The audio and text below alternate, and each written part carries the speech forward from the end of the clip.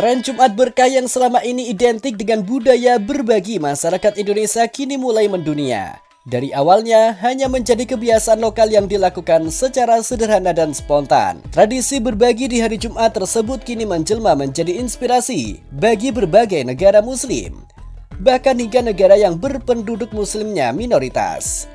Banyak yang melihat bahwa apa yang dilakukan masyarakat Indonesia bukan sekedar sedekah mingguan, melainkan sebuah gerakan sosial yang membawa pengaruh positif dan mudah ditiru oleh siapapun di belahan dunia manapun.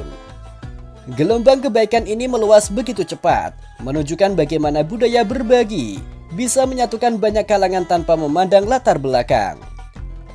Dalam beberapa tahun terakhir, sebuah fenomena sederhana namun penuh makna dari masyarakat Indonesia mulai menarik perhatian dunia internasional, khususnya negara-negara berpenduduk muslim.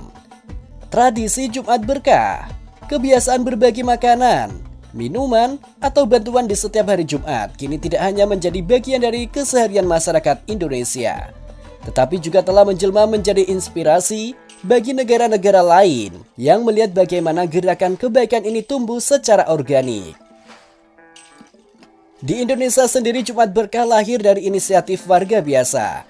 Banyak orang menyiapkan makanan untuk dibagikan di pinggir jalan, di sekitar masjid atau di tempat-tempat umum, seperti halnya warung, toko, dan lain-lain. Para pedagang kecil sering menaruh tulisan gratis Jumat Berkah di kios mereka, sementara keluarga atau perorangan memasak makanan tambahan khusus untuk dibagikan kepada orang yang membutuhkan. Semua ini dilakukan tanpa aturan baku atau organisasi besar, melainkan dari keinginan tulus untuk menebar kebaikan di hari yang dianggap penuh keberkahan tersebut. Media sosial kemudian menjadi kendaraan yang memperluas gerakan ini.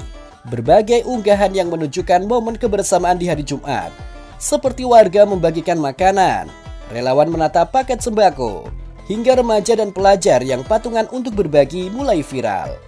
Banyak penonton dari luar negeri terkesan. Mereka melihat bagaimana sebuah kebiasaan sosial yang sederhana dapat memberikan dampak besar dan dilakukan secara konsisten oleh masyarakat luas. Tren ini perlahan menarik perhatian negara-negara Timur Tengah. Meski bentuknya menyesuaikan tradisi lokal, nilai yang diambil tetap sama.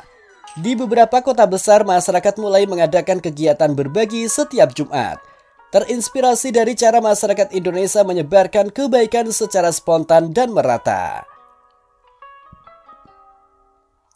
Ada yang membagikan roti dan minuman, ada pula yang menyediakan makanan di depan masjid setelah sholat Jumat. Video-video yang memperlihatkan kegiatan tersebut seringkali menyinggung bahwa ide ini terinspirasi dari tren positif yang berkembang di Indonesia. Yang lebih menarik, pengaruh Jumat Berkah tidak hanya berhenti di wilayah mayoritas muslim. Negara-negara dengan populasi muslim minoritas pun mulai meniru tren ini karena melihat dampak sosialnya yang begitu kuat. Di Jepang, mahasiswa muslim Indonesia memulai kegiatan Jumat Berkah secara kecil-kecilan dengan membagikan makanan halal buatan sendiri. Ternyata gerakan sederhana itu mendapat apresiasi dari warga lokal yang terkesan dengan nilai berbagi dan kebersamaan yang ditunjukkan. Di Korea Selatan, pekerja migran Indonesia juga menginisiasi kegiatan serupa. Dan hal yang paling mengejutkan, beberapa warga lokal ikut membantu menyediakan bahan makanan atau sekedar membantu membagikan paket makanan tersebut.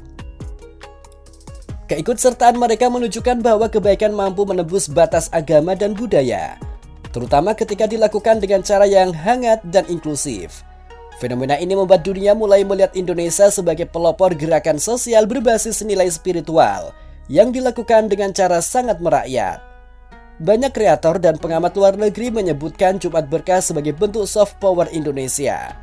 Kekuatan budaya yang menyebar bukan melalui dorongan politik, melainkan melalui teladan positif yang mudah ditiru.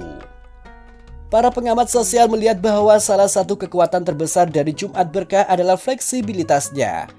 Siapa saja bisa berpartisipasi tanpa memandang status sosial atau besar kecilnya kemampuan finansial. Seorang pelajar dengan uang saku terbatas bisa ikut berbagi, sama seperti keluarga yang membagikan puluhan paket makanan. Tidak ada standar, tidak ada kewajiban, hanya semangat untuk meringankan beban sesama. Di negara-negara lain, tren ini kemudian berkembang dengan variasi yang berbeda. Ada yang berbagi makanan, Sebagian lagi memberikan layanan gratis di hari Jumat, seperti potong rambut gratis, servis sepeda, atau pembagian roti dari toko-toko kecil yang ingin menyumbangkan sesuatu. Ada pula yang menjadikan Jumat sebagai hari relawan, misalnya membersihkan taman kota atau membagikan air minum kepada orang-orang yang bekerja di luar ruangan. Semua ini memperlihatkan bahwa nilai berbagi dapat menular dan membentuk gerakan sosial yang luas. Indonesia tidak pernah berniat mengekspor budaya ini, bahkan bagi muslim sekalipun. Tetapi keteladanan masyarakatnya dalam menjaga tradisi berbagi di hari Jumat secara tidak langsung menginspirasi banyak orang. Dan kini kegiatan Jumat Berkah tidak lagi dipandang sebagai kebiasaan lokal, melainkan sebagai simbol universal bahwa kebaikan kecil yang dilakukan secara konsisten bisa mengubah wajah masyarakat. Dengan semakin banyak negara yang mengikuti jejak ini, Jumat Berkah telah menjadi bukti bahwa hal-hal kecil yang dilakukan dengan hati tulus mampu membangkitkan gerakan global. Indonesia patut berbangga karena telah memperkenalkan budaya berbagi yang kini dirasakan manfaatnya oleh banyak orang di berbagai belahan dunia.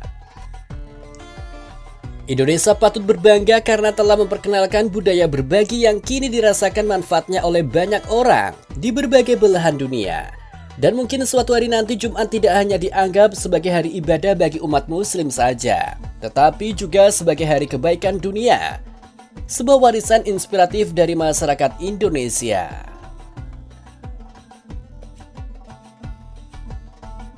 Karena udah waktunya juga teman-teman, kebetulan mau ke masjid dulu buat Jumatan di salah satu masjid terbesar di Central London, namanya London Central Mosque teman-teman. Dia itu tanahnya berada di tengah-tengah kota London, dan itu tuh udah dihadiahkan dari zaman Perdana Menteri Winston Churchill zaman Perang Dunia II teman-teman. Nah ini kita udah nyampe di masjidnya, ini pekarangan London Central Mosque. Dan di masjid Central London teman-teman.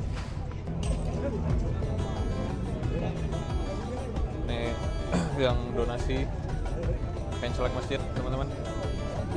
Awalnya cuma pengen nyari masjid buat Jumatan di Amsterdam, tapi pulangnya aku malah nemu pintu rahasia buat tinggal di Eropa. Jadi aku Jumatan itu di Moski Al-Kabir. Dari luar bangunannya biasa aja, bahkan kalau lewat depan masjidnya orang mungkin gak nyangka itu masjid. Tapi pas masuk jamaahnya datang dari berbagai negara, kayaknya semua benua ada di situ. Tapi aku malah salfok sama satu jamaah yang wajahnya Asia banget. Akhirnya aku sapa, "Are you Indonesian?" Dan ternyata benar, namanya Kang Lutfi, orang Karawang. Habis Jumatan dia ngajak aku makan ke tempat dia kerja, dan lucunya kita kesananya naik sepeda. Padahal dari dulu aku pengen banget ngerasain naik sepeda di Amsterdam. Finally I did it. Masya Allah. Kita masuk lewat pintu belakang karena restorannya belum buka, dan pas pintunya dibuka aku langsung speechless. Di depan mata semua makanan Indonesia tersaji. Ada tempe, semur ayam, bahkan rendang juga ada. Lengkap banget. Di Amsterdam loh. Ternyata Kang Lutfi ini koki di sana. Sambil makan kita ngobrol tentang hidup di Belanda, kerja, dan gimana muslim survive di sini. Dan dari obrolan itu aku baru ngerti ternyata jalan buat tinggal di Eropa nggak selalu sesulit yang aku bayangin. Ada kok jalan-jalan kecil yang sebelumnya nggak pernah kepikiran sama aku. Dan tahu nggak, pas aku mau bayar malah dikasih gratis, bahkan dibungkusin menu Indo lainnya buat dibawa pulang. Aku jadi kepikiran terus sama obrolan kemarin. Ternyata mimpi buat slow living lebih lama di Eropa kayaknya jadi lebih mungkin. Lucu ya teman-teman, kadang kita pergi cuma buat sholat Jumat, tapi pulangnya malah bawa mimpi baru. Masya Allah.